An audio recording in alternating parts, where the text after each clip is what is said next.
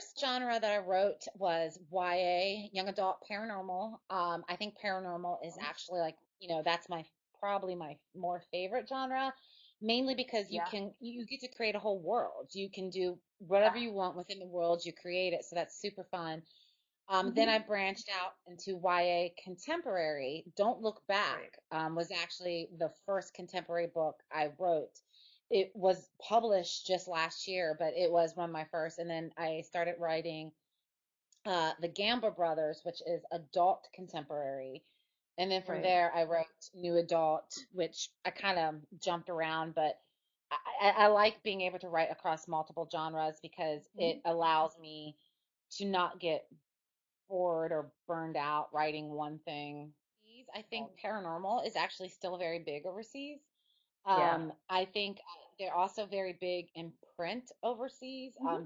Digital ebooks have not picked up quite as much as they have in the US. Right. So, you like for my new adult series, it's mostly digital in the US, but in Germany and Italy, for example, it sells, a ton of print. And Yeah. so, I mean, I think their reading habits are different. I do Right. think there's certain countries where, the fans are like so much more passionate.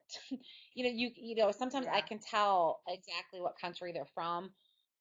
They're just so much more passionate. They're so much more into it. Die hard. And Yeah. and so I think they definitely they definitely you just I think when you write a book, you don't ever I mean, at least when you're starting out, you never think that somebody in Argentina or somebody in Germany or Yeah. somebody in Israel is going to be reading your book in their language. I always wanted to be a writer. When I was younger, I used to write poems on my bedroom walls in permanent markers. Awesome. Uh, they were really bad poems. They were terrible. And I wrote my first book when I was 14.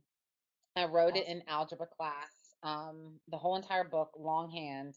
I ended up having to take Wow. remedial math in college, so I don't suggest doing that. But I always wanted to be a writer. I think it was, I mean, it Hmm. was, I grew up in a small town and that Yeah. there was nothing to do. And you would pass your days away in the evenings and during the summer reading books. So it was, Hmm. and I think one of the first books that really made me cry, that broke my heart is it made me was like, wow, to make somebody feel something like that, I want to be able to do that one day, not necessarily break people's hearts to make them cry, but to Yeah. invoke those types of emotions from them. Emotion.